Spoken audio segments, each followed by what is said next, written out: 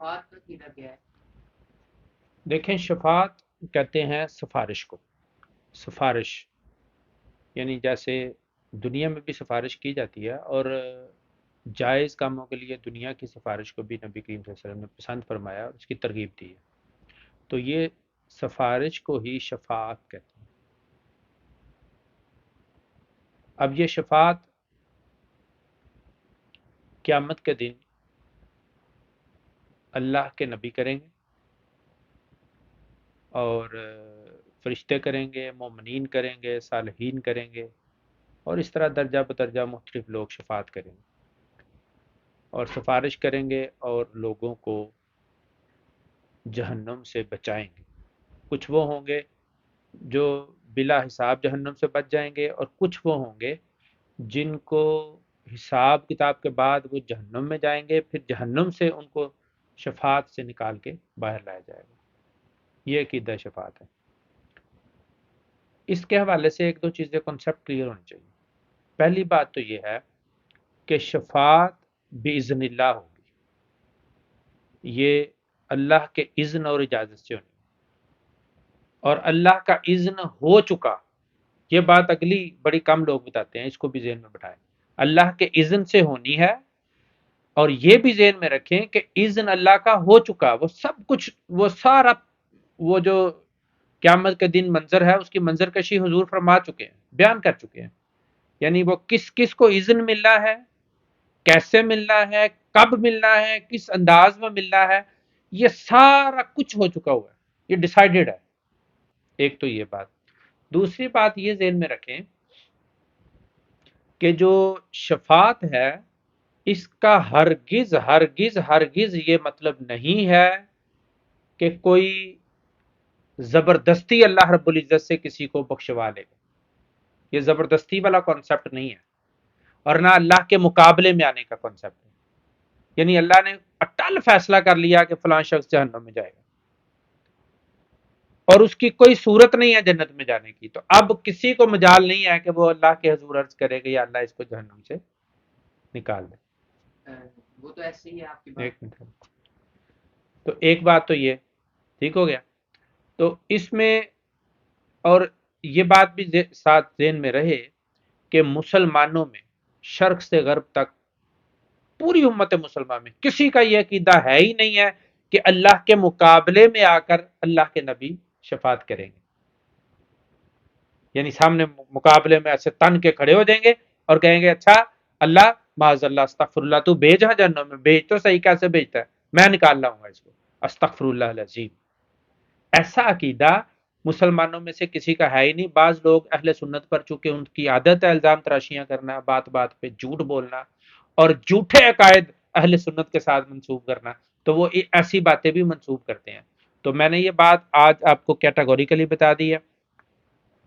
علماء اہل سنت، ائمہ اہل سنت میں سے کسی کی نہ اس پہ تحریر ہے نہ تقریر ہے، بلکہ الٹا اس کے آپ کو یہ بات ملے گی جو میں آپ سے کر رہا ہوں کہ وہ ساری جو شفاعت ہے یہ اصل میں شفاعت ہوگی. اسے کہتے ہیں شفاع بالمحبہ، یعنی محبت کے انداز میں اور ریکویسٹ کے انداز میں اللہ کے حضور وہ پیش کریں گے اپنی درخواست، اور اللہ اسے رد نہیں کرے گا. یہ ہے شفاعت. اور پھر یہ درجہ بدرجہ ہونی ہے. اس حوالے سے کوئی اور کانسیپٹ کے حوالے سے کوئی بات ہے تو پوچھ لیں، پھر میں اس کے حوالے سے ایک دو اور باتیں بھی کلیئر کر دیتا ہوں آپ کو. ایک حدیث کے تو ایک حدیث کے تو یہ الفاظ ہیں کہ مومنین اللہ سے جھگڑیں گے کہ اس بات کو. ہاں وہ ٹھیک ہے. اچھا، یہاں پہ یہ جو آپ نے بات کی کہ وہ مجادلہ کریں گے، ٹھیک ہے. یعنی وہ نبی کریم صلی اللہ علیہ وسلم نے جب یہ حدیث بیان کی تو آپ نے یہ جب بات بیان کی تو آپ مسکرا پڑے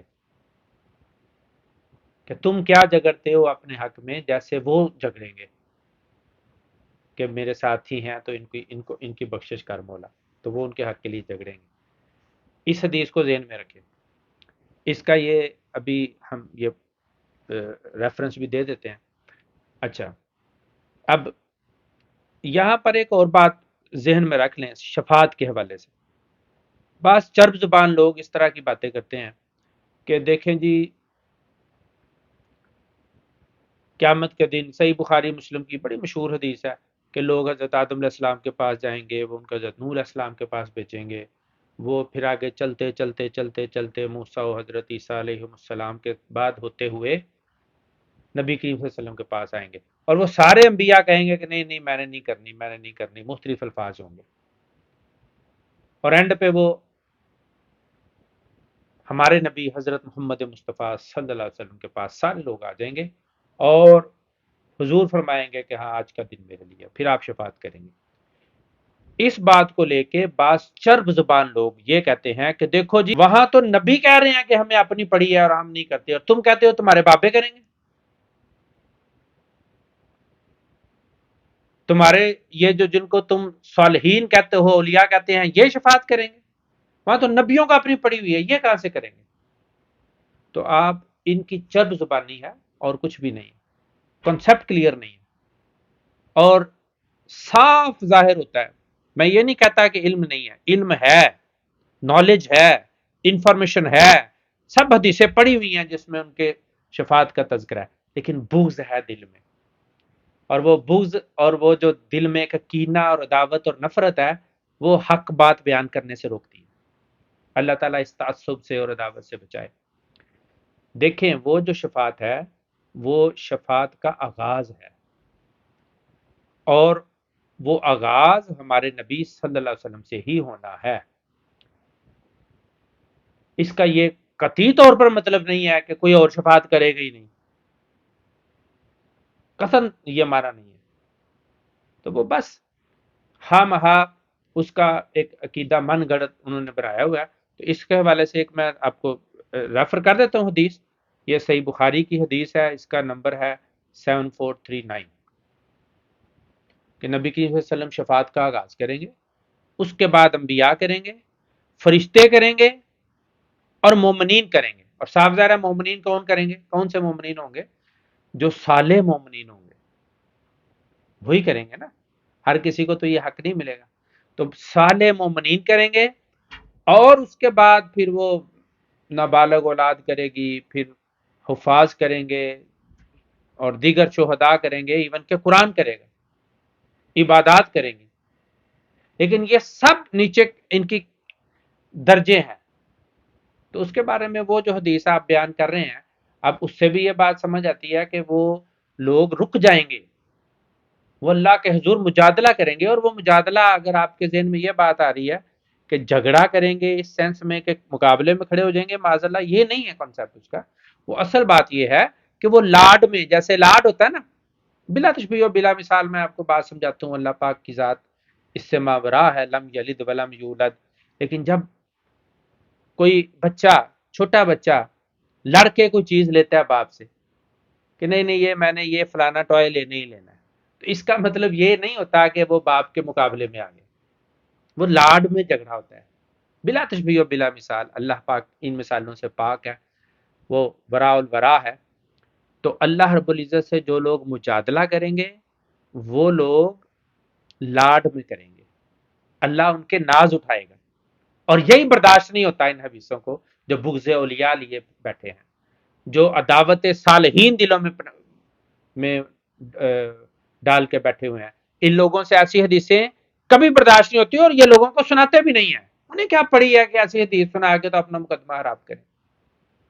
تو اس لیے یاد رکھیں، کوئی کسی ولی کو نبی سے نہیں بڑھاتا، یہ خبیث الفطرت لوگ ہیں، انہوں نے خود من گھڑت الزامات ہیں جو اہل سنت پر لگاتے رہتے ہیں۔